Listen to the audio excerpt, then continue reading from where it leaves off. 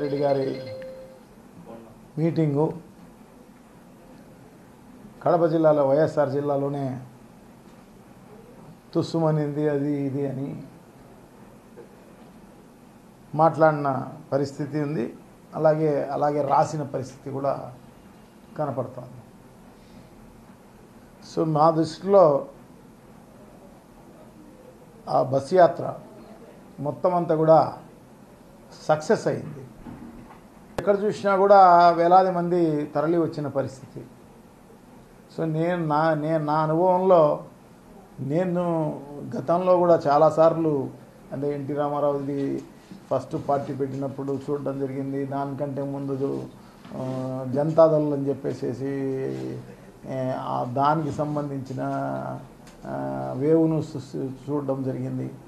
తర్వాత జగన్మోహన్ రెడ్డి గారి ఓదార్పు యాత్రలు అన్నీ కూడా చూడడం జరిగింది. దానికి అన్ని దానికంటే మించిన విధంగా నిన్న సూపర్ సక్సెస్ అయిన పరిస్థితి అన్నమాట. సో ఎందుకంటే చంద్రబాబు నాయుడు గారి పరిపాలనలో దాదాపు 5 నెలలు కాలం జరిగింది. మర్డర్ జరిగినప్పుడు చంద్రబాబు నాయుడు గారు ముఖ్యమంత్రిగా ఉన్నారు. సో ఆయన వెంకటేశ్వరరావు అని చెప్పేసి డీజీ ఇంటెలిజెన్సు ఆయన చూస్తూ ఉన్నాడు, డీజీ ఇంటెలిజెన్స్ ఆయన. సో ఆయన ఇది అంతా కూడా మాఫీ చేసే కార్యక్రమం అంతా చేయడం జరిగింది. తెలుగుదేశానికి అంటకుండా అన్ని కార్యక్రమాలు చేపట్టడం జరిగింది. ప్రీ మర్డర్ ఏమీ లేదు, అంతా కూడా పోస్ట్ మర్డర్ అన్నమాట. వాళ్ళు ఇప్పుడు మనకు ఉన్న సాక్ష్యాలు కానీ కానీ పోస్ట్ మర్డర్ తప్ప ప్రీ మర్డర్ లేదు. సో ఆ మర్డర్ చేసిన ఆయన దస్తగిరి ఆయన పెద్ద ఎత్తున ఆయన నేనే మర్డర్ చేసిన, చాలా బ్రూటల్గా చేసిన, చాలా కిరాతకంగా చేశాం మేమంతా అని చెప్పేసి ఆయన ప్రెస్కు ఇవ్వడం జరిగింది. సో అట్లాగే సిబిఐ వాళ్ళకు స్టేట్మెంట్లు ఇవ్వడం జరిగింది. అందరికీ సిట్టుకు అన్ని దానికి కూడా ఇచ్చిన పరిస్థితి. సో ఆయనను ఇడిపియాలని, ఆయనకు బెయిల్ రావాలని ప్రయత్నం చేసింది ఎవరు అనేది అందరికీ తెలిసిన విషయమే. సో దానికి ఎవరు పాల్గొని ఉంటారు? టీడీపీ చంద్రబాబు నాయుడు గారికి తెలిసి ఉంటుంది, వాళ్ళ నాయకులే ఇక్కడ పాల్గొని ఉంటారు.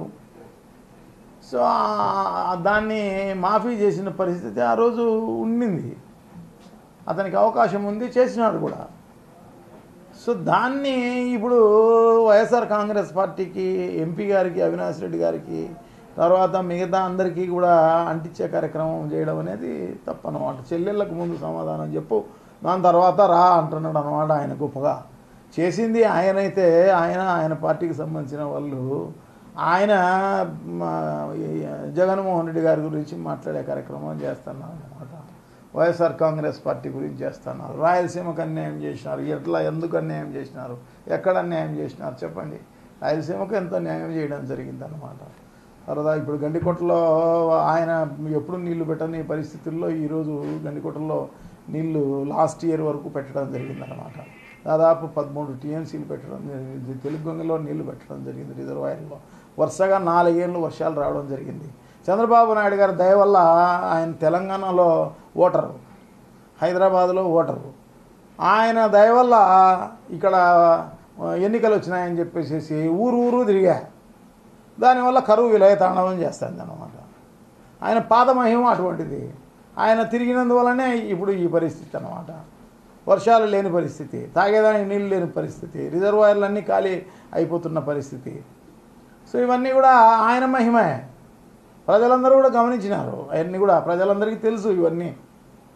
అట్లా కాకోకుండా ఆయన ఒకటే మాటను, ఒకటే అబద్ధాన్ని 100 సార్లు చెప్పేస్తే అదే నిజమైపోతుందిలే అని చెప్పేసి ఈ పేపర్లు అయితేనేమి, ఛానళ్ళు అయితేనేమి, ఆ చంద్రబాబు నాయుడు గారు అయితేనేమి నమ్మేదే అది అన్నమాట.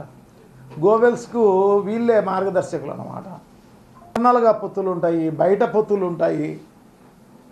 ఇప్పుడు తెలుగుదేశం పార్టీ, జనసేన పార్టీ, దాని తర్వాత బీజేపీ పార్టీ బయట బహిరంగంగా పొత్తున్న పరిస్థితి. ఇంటర్నల్గా కాంగ్రెస్ పార్టీతో పొత్తు పరిస్థితి. ఇప్పుడు బీఫామ్లు ఆంధ్ర రాష్ట్రంలో ఎవరిస్తున్నారు అంటే చంద్రబాబు నాయుడు గారే ఇస్తున్నారు. కాంగ్రెస్ పార్టీకి ఆయనే బీఫామ్లు ఇస్తాడు, బీజేపీకి ఆయనే బీఫామ్లు ఇచ్చేస్తాడు. తెలుగుదేశం పార్టీకి ఆయన ఇస్తాడు, జనసేనకు ఆయనే ఇస్తాడు అన్నమాట. సో టోటల్ డైరెక్షన్ అంతా కూడా బీఫామ్లు ఇవ్వడమే కాకపోకుండా అన్ని రకాలైన దానికి ఆయనే అంత ఆరాధ్యుడు అన్నమాట.